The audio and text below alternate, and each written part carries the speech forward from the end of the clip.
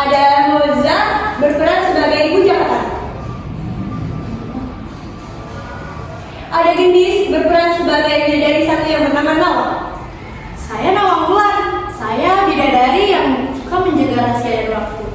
Ada Aku suka bumi dan langit, tapi terkadang aku tertambat di antara kedua itu. Ada Gita bidadari dua yang bernama Jingga. Hai, saya Jingga. Saya bidadari yang ceria dan gak bisa diam. Saya suka cahaya, senja, danau yang membuat merasa tenang. Ada Via yang berperan sebagai bidadari tiga yang bernama Sari. Hai, nama saya Sari. Saya suka keindahan dan ketenangan. Bagi saya, air yang jernih adalah cerminan dari hati yang bersih. Ada Gina yang berperan sebagai bidadari empat yang bernama Melati. Saya Melati. Katanya sih saya manis dan polos. Tapi jangan remehkan semangatku. Aku paling suka air dingin dan tawa saudara-saudaraku. Ada Alia yang berperan sebagai bidadari lima yang bernama Laras. Halo, nama saya Laras. Saya suka sekali bermain air. Hidup tak lengkap tanpa tawa dan cipratan air dari pelaga kesayangan ini. Ada Nona yang berperan sebagai bidadari enam yang bernama Sekar. Halo, saya Sekar. Saya adalah bidadari yang penuh energi dan suka tantangan. Ayo kita mulai petualangan sore ini. Ayo. Nah, itu dia para tokoh yang akan ada di dalam petualangan yang penuh dengan keajaiban. Dan ini kami siap untuk memulai cerita kami. Semoga Bu Nadine menikmati kisah yang akan kami tampilkan. Selamat menyaksikan.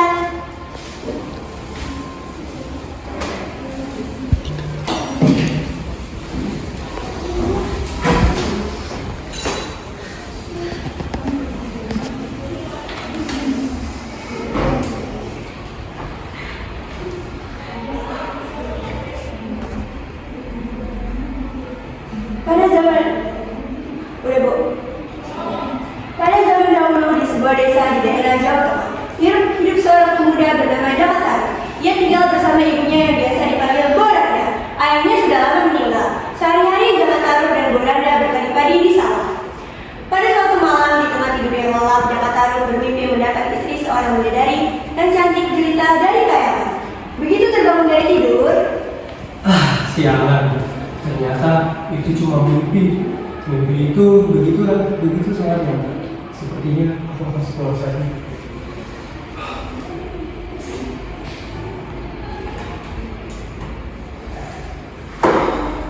sesaat Jaka sedang melabur.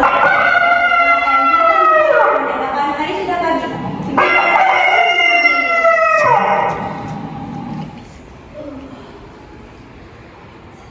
Jaka, kamu kenapa nak? Aku dari tadi ngomong saja. Aku bermimpi aneh dulu. Ada sesosok gadis cantik yang turun dari langit membawa aku pergi. Wah, jangan-jangan bidadari itu yang muncul di mimpimu. Hati-hati lo, jangan sampai suka dari kayangan. Entahlah Bu, itu memang terasa begini ya. Iya nak, itu ada masak aja nak. Baik Bu.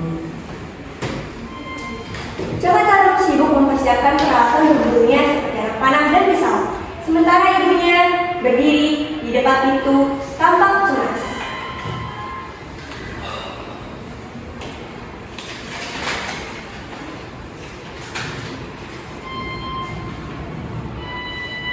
Jaka, kamu mau kemana nak? Hati-hati ya nak, jangan pulang terlalu lama. Aku cuma ingin menunggu untuk kita makan nanti bersama. Aku tidak akan lama-lama kok. Jaka, ibu khawatir, ibu takut nak. Tenang saja Bu, aku akan cepat kembali. Jaka, kamu jangan pulang lama-lama ya nak. Baik Bu.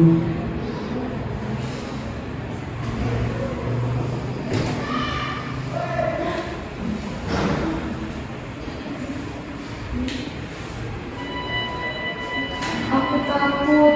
Jaka, semoga kamu baik-baik saja ya nak. Ibu Jaka pun terdiam. Ibunya lelah dan mulai diraja. Di tengah hutan, suara daun berdesir. Angin sepoi. Jaka berjalan pelan menyusuri jejak musuh. Matanya waspada. Ia melihat gerakan di balik sepaku. Apa itu? Itu seekor rusa. Dia sangat besar sekali. Ini cukup untuk memakan malam nanti. Dan ya, sedikit lagi. Kena. Ini cukup besar. untuk makan malamku nanti.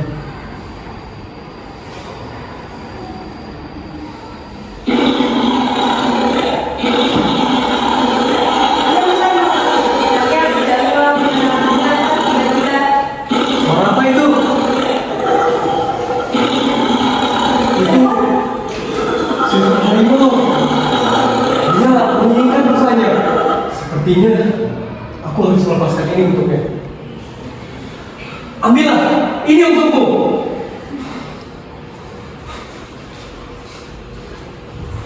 Setelah tenang, ia mulai berjalan kembali menuju rumah dengan matanya yang sunyi. Namun wajahnya tetap penuh syukur. Maafkan aku ibu, aku gagal memakan makanan malam untuk kita. Tapi setidaknya aku selamat ibu.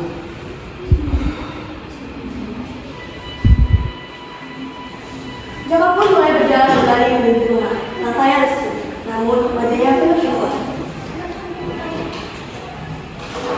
Kenapa di rumahku banyak sekali orang ya? Ibu,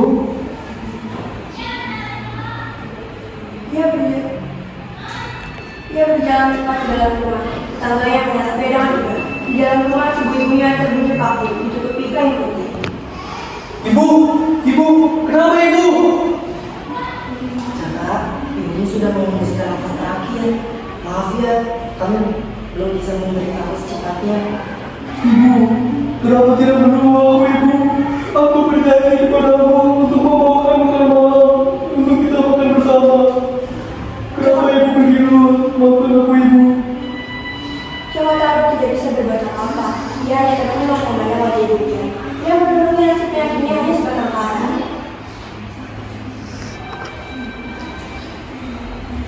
Ya,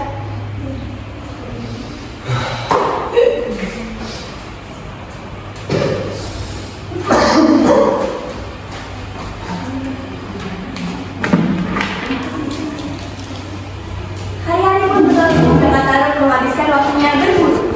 Ia berhasil menangkap beberapa ayam dan membagikan hasil buruannya kepada warga desa. Ini ayam baikku. Wah. Saya membantu. Wah, terima kasih Jaka, kamu sangat baik. Ia kembali melanjutkan langkahnya, masih berusaha mencari kedamaian dalam aktivitas berburu, meski hatinya belum sepenuhnya tenang.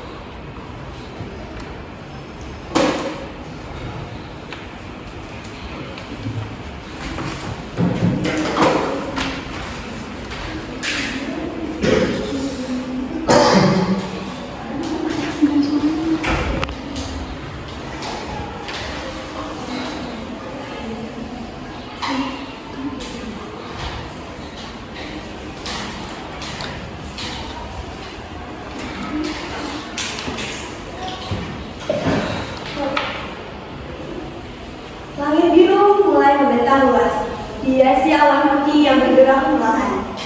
Tiba-tiba awan itu menggulung dan membuka jalan, memperlihatkan 6 bidadari cantik berselendang warna-warni turun dari kayangan.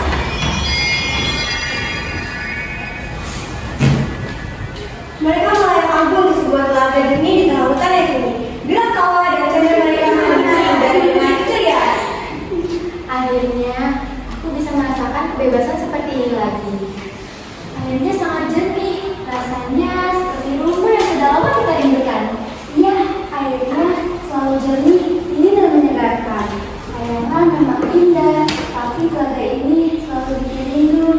Kita harus cepat, waktu kita tidak lama, matahari sudah condong ke barat.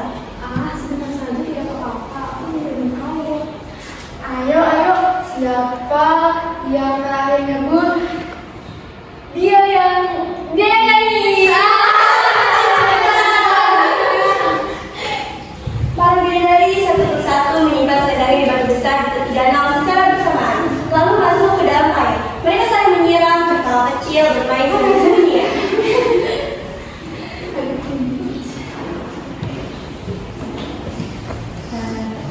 Kalian tahu, aku sudah lama tidak merasakan kebebasan seperti ini lagi. Semua rasanya begitu ringan. Kalian sadar nggak? Kita seperti anak-anak yang baru tahu arti kebebasan. Kalau bisa, aku ingin waktu berhenti di sini. Di saat kita tahu seperti ini. Sungguh, tempat ini sangat luar biasa. Aku tidak tahu sudah berapa lama terakhir kali kita bebas seperti ini. Kadang-kadang aku ingin tetap berada di tempat ini selamanya. Masalah terasa jauh, kita bisa melihat semua kenyataan. Ayo, siapa yang paling banyak terkena percikan air? Para bidadari saling tertawa dan bermain di dekat air. Kalau mereka mengalami suasana ceria yang senang percikan air dan tawa mereka mengenai langit. Sementara senja mulai menggelap.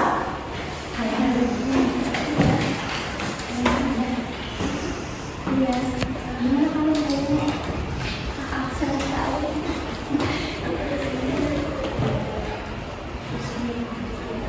Iya,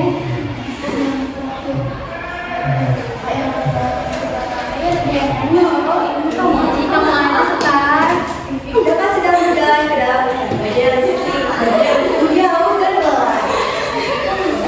Kalau nggak salah, sepertinya di atas sana itu ada keluarga.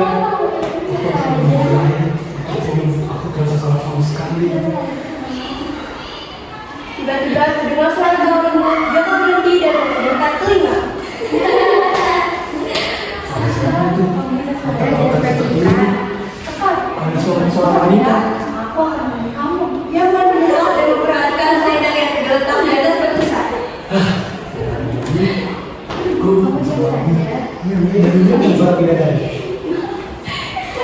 Perlahan dia meraih selendang berwarna merah yang terletak di dalam batu besar itu menggunakan kayu panjang tersebut.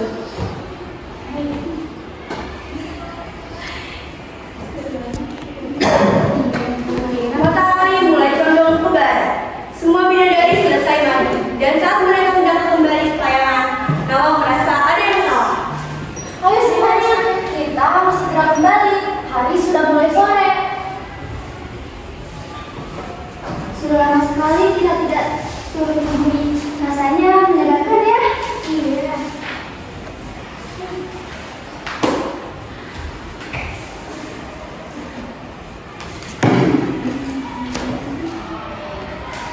Iya, aku tenang di sini. Tapi kita harus cepat. Jika tidak, kita tidak akan sempat kembali ke kayangan. Mama, kamu kenapa? Ada yang salah? Selendangku hilang. Apa?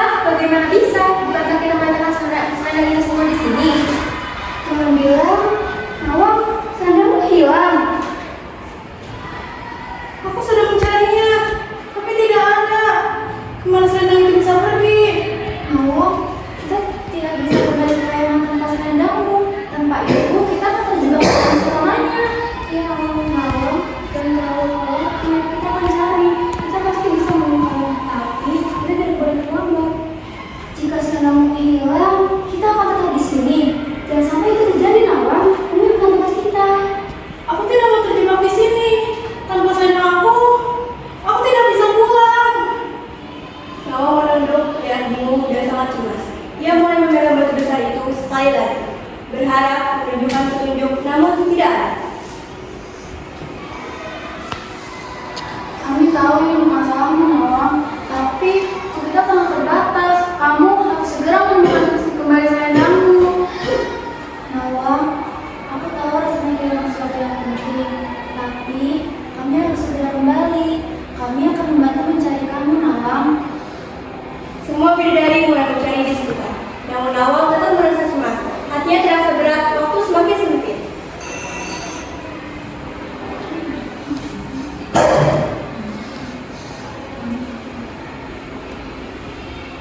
Aku tidak tahu harus bagaimana. Aku ingin pulang, jangan tinggalkan aku. Kami terpaksa, Nawang. Tapi kami tahu kamu di sini akan baik-baik saja. Kita akan bertemu lagi. Nawang, kamu jangan cemas. Kita akan cari lebih teliti lagi ya. Langit sudah mulai gelap. Kita tidak punya banyak waktu lagi. Nawang, kalau kamu kita harus segera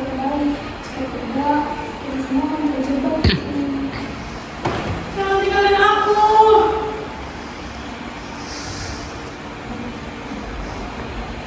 Kami harus cepat kembali ke kayangan, Nawang.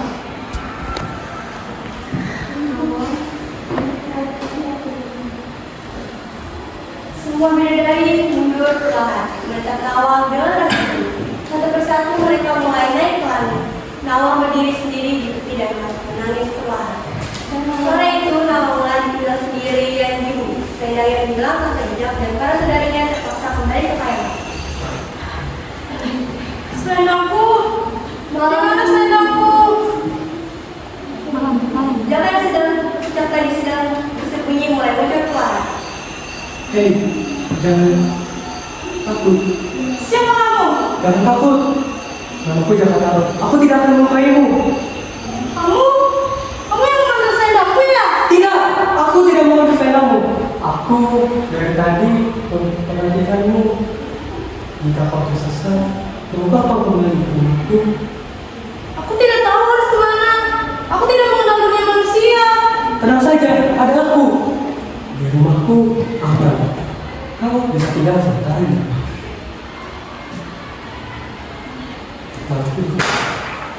Namaku Nawang. Baiklah, aku akan ikut denganmu.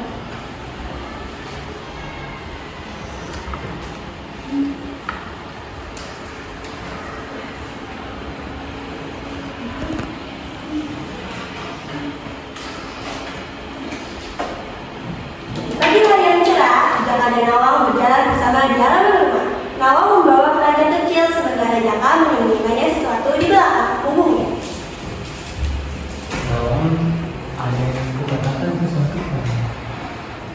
Sebenarnya, sejujurnya rumah tak begitu sunyi. Namun, ini dengan kehadiranmu, semuanya berbeda. Semuanya berbeda. Jadi, apakah kau mau menikah denganku, Nawang? Aku dulu tinggal di sini merasa takut, tapi sekarang hatiku sangat tenang.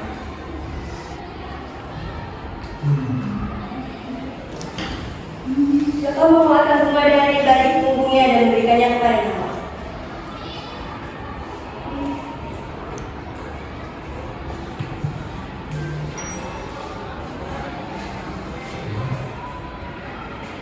Mereka saling menatap, penuh cinta dengan Nawangsi yang tidur nyenyak di pelukan Nawang. Jakataro pun akhirnya menemukan kebahagiaannya yang sejati bersama Nawang dan Nawangsi, keluarga yang selalu ia dambakan. Namamu Nawang sih. Kau akan tumbuh indah seperti ini.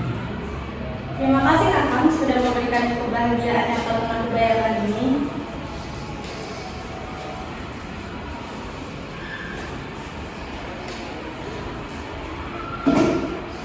Seperti biasa, pagi itu Nawang Wulan menunggu untuk mengambil padi.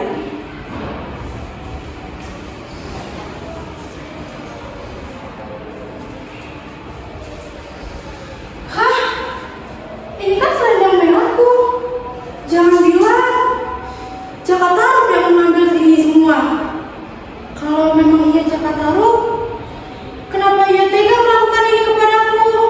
Aku sama sekali tidak menyangka.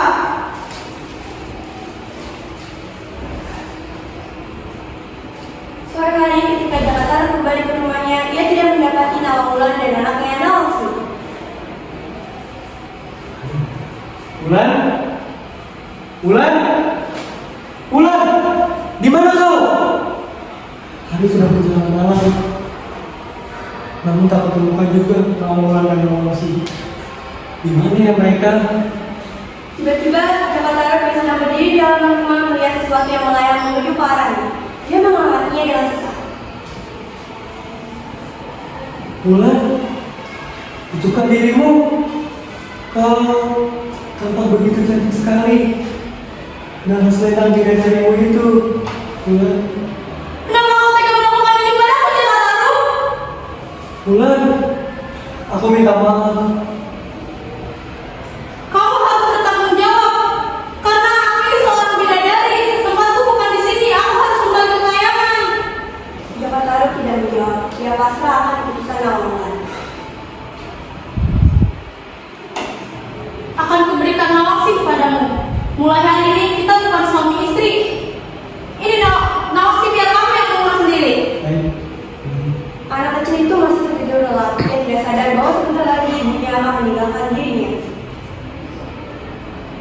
masih ingin bertemu padaku, biar Abah bakar batang padi di situ. Tapi ada satu syaratnya. Kau tidak boleh bersamanya jika dia menemui aku. Biarkan dia berdiri seorang diri di dekat batang padi yang terbakar itu. Baik, Bulan, akan betul itu semua permintaanmu. Coba kamu yang bisa menahan kesedihannya dengan sangat. Dia ingin terlihat segar. Setelah Jakataru menyatakan kesanggupannya untuk tidak bertemu lagi dengan Nawamulan, sambil dari pun terbangun di belakang dirinya dan Nawangsi. Jakataru kayak selalu menatap kepergian Nawamulan sampai mendekat Nawangsi. Sungguh, ini adalah kesalahan yang tidak termaafkan. Tidak ada hal lain yang dapat dilakukannya saat ini selain merawat Nawangsi dengan baik seperti pesan Nawamulan. Sekian drama yang sudah kami pertunjukkan. Kurang lebihnya mohon maaf. Wah. Wassalamualaikum